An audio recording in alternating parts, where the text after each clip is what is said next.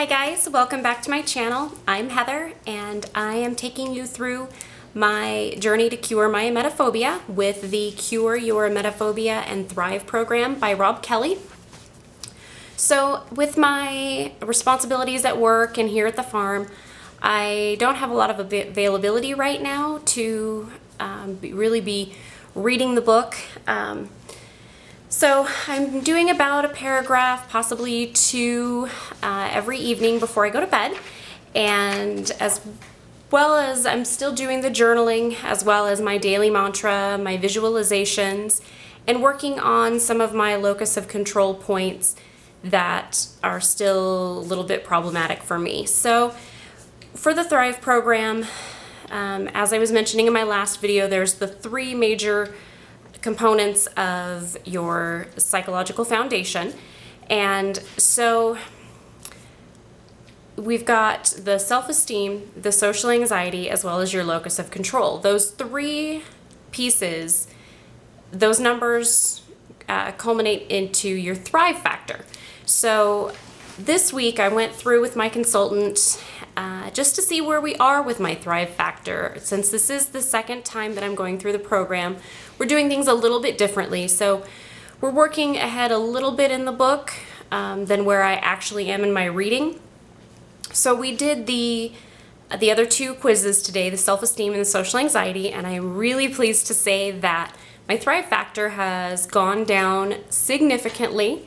I started at a 55 back when I started the program, I believe back in October, I want to say. So 55 was pretty high. My social anxiety was at 90%, and my self-esteem was very, very low. So I am pleased to say that today I am at a 26, which is very, very good. I'm really pleased with that progress. So one thing that I've been spending a lot of time in the last week on has been the relationship between the mind and the body. In chapter 2, Rob has had you go through the Chevreul's pendulum exercise. So this one is a really good demonstration of the strength of the mind over the body. I really recommend, if you've got the book and you're going through the program, to really spend some time with that one and really think about it, because for me, a lot of my anxiety kind of comes out in physical ailments, as it does for most of us. So I've got a lot of physical symptoms that are very distressing for me right now. I've got a lot of dizziness, a lot of stomach pain, nausea, heartburn, indigestion, just constantly things going on in my stomach. And that has really led me to allow myself not to eat. So I've spent a lot of time the last week, for me personally, going through what it means to have the mind have so much power, to really consider how it affects what I do and how I feel inside.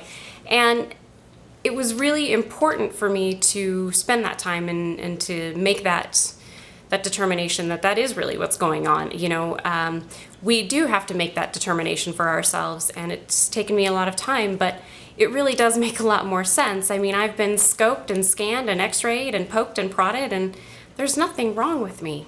There's nothing wrong with my body. It's all from up here. So now that I've kind of made peace with that, and I'm working on how to change my thinking to more positive and productive thoughts, I can move on. So I am probably in about the middle of chapter 3, the Locus of Control chapter, and working on becoming more internal, realizing that I do have power over my life. I am responsible for my life, and I am powerful. I will overcome this. And so we did go through, like I said, the social anxiety and the self-esteem. So I am working on some points from those quizzes. One thing that I'm working on from the Locus of Control quiz is my life is affected by how other people see me or how my life is affected by other people. And I really need to stop that. I used to be really bad about that. I've gotten a lot better over the years, but I'm still not there. So social anxiety is a big part of that component of the locus of control. So what I've done this week is at our staff meeting, I never participate. I sit there in the room full of 25, 30 people in the corner with my notebook, and I take notes or doodle or drift off into space. And so this time, instead of waiting with my question until the end and asking it privately to my manager, I went ahead and I spoke up. And I didn't get anxious about it. I didn't have a panic attack. The world did not come to an end. Nothing happened. My question was answered and the meeting continued. So those little challenges are really helping me to kind of let go of some of the pieces of this anxiety. I'm going to have to keep working at it. I'm going to have to keep challenging myself and showing myself that yes, I am powerful and that it doesn't matter what people think of me or how they view me. I'm a good person and I'm a smart person, and it's okay if someone doesn't like me. So I did that. Then another thing that I did this week was saying no. So again, I don't want to let people down. I'm a big people pleaser. I'm a huge perfectionist. And so I had someone come to me this week and ask me to take on yet another project. My workload right now is full. I'm full up to the top. I can't do any more. I've got no more time. Normally my workday is about 8 to 5 with an hour lunch. I am doing at least 45 hours a week right now, which may not seem like a lot to some people. I know some people work 60 or 80 hours a week. But for me, 45 plus, with my responsibilities here at the farm, that's a lot. So I was asked to take on that project and I said no. And again, nothing happened. The world didn't come crashing down around me. Nobody freaked out and said, you're fired. She just said, okay, I understand. We'll find someone else to take on the project. And I finished my day. So that was another really good thing. So processing those little challenges and those little triumphs have been really positive for me. It's something that's going to bring up your self-esteem. Just celebrating those little things throughout your day that do go well and that do make you feel good.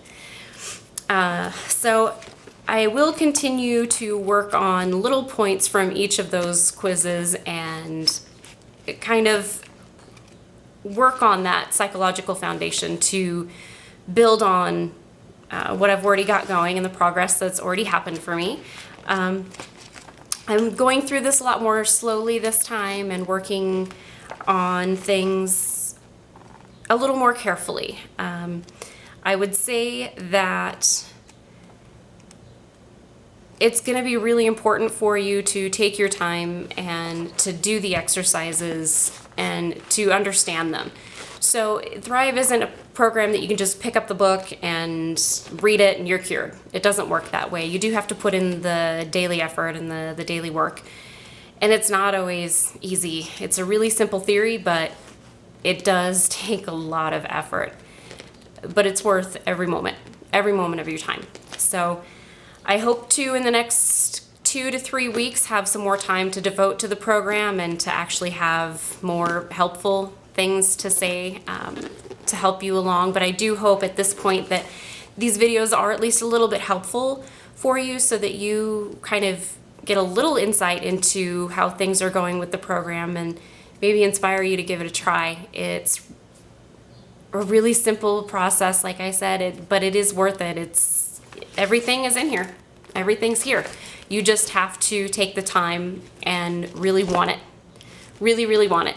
So until next time, I should be back in a week, maybe 2, and hopefully we'll see a lot more progress. So until then, bye.